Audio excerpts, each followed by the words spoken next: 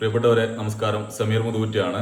കഴിഞ്ഞ ദിവസം എൻ്റെ ഒരു സുഹൃത്ത് വിളിച്ചു. അവരുടെ ആവശ്യം എന്ന് പറയുന്നത് അവൻ്റെ ചെറിയൊരു കുട്ടി തൊണ്ടയിൽ എന്തോ കുടുങ്ങിയിട്ട് ബുദ്ധിമുട്ട് അനുഭവിക്കുകയാണ്. അപ്പോൾ ഏത് ഹോസ്പിറ്റലാണ് ഏറ്റവും നല്ലത് എന്ന് ചോദിച്ചിട്ടാണ് എന്നെ വിളിച്ചത്.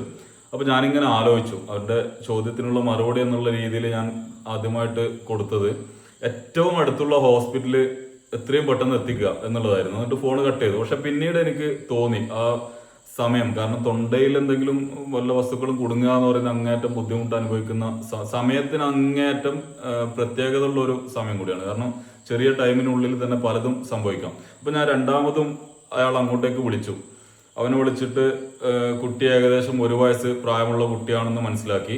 അപ്പോൾ അവിടുന്ന് പുള്ളി പുറപ്പെട്ടിട്ടില്ല, ബൈക്കിൽ പോകാൻ വേണ്ടിയിട്ട് ഉദ്ദേശിക്കുന്നത്. അപ്പോൾ ബൈക്ക് അവിടെ സൈഡാക്കിയിട്ട് അവനോട് നിർത്തിയിട്ട് ആ കുട്ടിയെ ഇടത് കൈയില് ഇതുപോലെ കിടത്തുക. അതായത് മുഖം താഴെയാണ്. ഇത് ചെറിയ കുട്ടിയാണ് കേട്ടോ, ഇതിന് കയ്യുമില്ല, ആ ഒരു പ്രയാസമുണ്ട്, എന്നാലും കുഴപ്പമില്ല.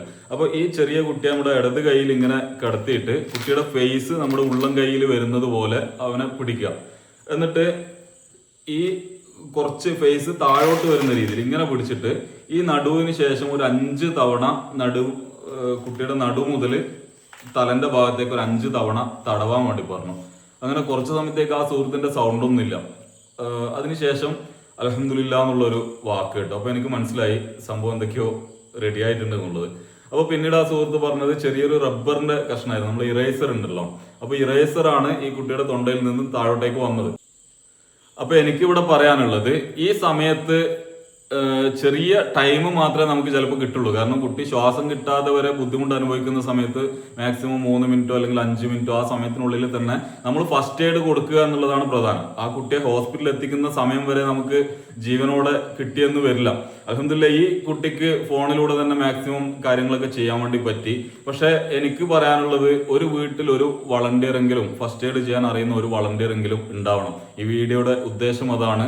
അപ്പോൾ ചെറിയ കുട്ടിയൊക്കെ ആണെങ്കിൽ ഞാൻ ഈ പറഞ്ഞതുപോലെ കുറച്ച് കഴുത്ത് ഒരു 5-6 തവണ തടവുമ്പോൾ തന്നെ തൊണ്ടയിൽ എന്തെങ്കിലും കുടുങ്ങിയിട്ടുണ്ടെങ്കിൽ തീർച്ചയായിട്ടും അത് പുറത്തേക്ക് പോകും. ഇനി വലിയ കുട്ടികളാണെങ്കിൽ, അതായത് ഒരു 3 വയസ്സിന് താഴെയുള്ള കുട്ടികളാണെങ്കിൽ നമുക്ക് ഈ പറഞ്ഞതുപോലെ ചെയ്യാം. വലിയ കുട്ടികളാണെങ്കിൽ കഴുത്തിന് ഈ വല്ലതും കുടുങ്ങിയിട്ടുണ്ടെങ്കിൽ എന്താ സംഭവിക്കുക? ഈ കുട്ടിയുടെ 2 കൈയും കഴുത്തിലായിരിക്കും പിടിച്ചിട്ടുണ്ടാവുക. കാരണം ആ സമയത്ത് ശ്വാസം കിട്ടാതെ ബുദ്ധിമുട്ട് അനുഭവിക്കുമ്പോൾ ഈ തൊണ്ടയിൽ 2 കൈയും ശക്തിയായി പിടിച്ചിട്ടുണ്ടാവും. എന്താ ചെയ്യേണ്ടതെന്നുള്ള ആ ഒരു വെപ്രാളത്തിൽ ആരായാലും അതുപോലെ ചെയ്യും. അപ്പൊ ഈ കുട്ടി ഇങ്ങനെയാണ് ഉണ്ടാവുക, 2 കൈയും ശക്തിയോടെ തൊണ്ടയിൽ പിടിച്ചിട്ടുണ്ടാവും. അപ്പോൾ അതുകൊണ്ട് എന്താ സംഭവിക്കുന്നത്?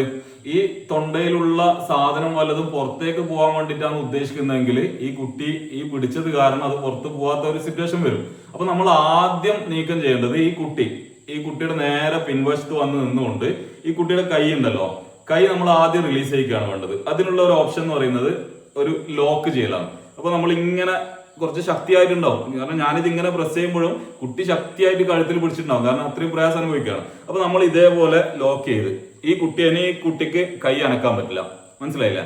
അപ്പൊ അതിനുശേഷം നമ്മൾ എന്ത് ചെയ്യും, വയറിന്റെ തൊട്ട് അടുത്തായിട്ട് ഇതേപോലെ കൈ വെക്കുക. ഇതേപോലെ കൈ വെച്ചിട്ട് മറ്റേ കൈ കൊണ്ട് ഇങ്ങനെ, എന്നിട്ട് ഈ ലെവലിൽ ഇങ്ങനെ മെല്ലെ മേലോട്ടേക്ക് പ്രസ് ചെയ്ത് കൊണ്ടുവരിക. അത് മനസ്സിലായി? ഇവിടെ വെച്ചതിന് ശേഷം കുറച്ചൊന്ന് പ്രസ് ചെയ്യണം. ഞാനിപ്പോ ഇത് മെല്ലെ തടവുന്നേ ഉള്ളൂ. കുറച്ചുകൂടി പ്രസ് ചെയ്തിട്ടാണ് മേലോട്ടേക്ക് തടവുന്നെങ്കിൽ ഈ കുട്ടി രാവിലെ കഴിച്ചതും പണ്ട് ചെറുപ്പത്തിൽ കഴിച്ച മുലപ്പാലടക്കം പുറത്തേക്ക് വരും. അപ്പോൾ ആ ലെവലിൽ അങ്ങനെ എന്തെങ്കിലും കുടുങ്ങിയിട്ടുണ്ടെങ്കിൽ ഒരു 5-6 തവണ ഇങ്ങനെ ചെയ്യുമ്പോൾ തന്നെ, അതായത് കുറച്ച് ശക്തിയായിട്ട് അമർത്തിയതിന് ശേഷം മേലോട്ടേക്ക് തടവുമ്പോൾ തന്നെ ഓട്ടോമാറ്റിക്കായിട്ട് എന്തെങ്കിലും തൊണ്ടയുടെ മേൽഭാഗത്താണെങ്കിൽ എന്തെങ്കിലും ഓട്ടോമാറ്റിക്കായിട്ട് അത് പുറത്തേക്ക് വരും. അപ്പോൾ ഞാനിത് പറഞ്ഞത്, നമ്മുടെ വീടുകളിലും ഇതുപോലെ സിറ്റുവേഷനൊക്കെ വരാതിരിക്കട്ടെ എന്നുള്ള പ്രാർത്ഥനയാണ്. അപ്പൊ അങ്ങനെ വല്ലതും സംഭവിക്കുകയാണെങ്കിൽ തീർച്ചയായിട്ടും നമ്മൾ ആ സമയത്ത് വെള്ളം കൊടുക്കാനോ ഭക്ഷണം കൊടുക്കാനോ അങ്ങനെയുള്ള കാര്യങ്ങളല്ല ചെയ്യേണ്ടത്.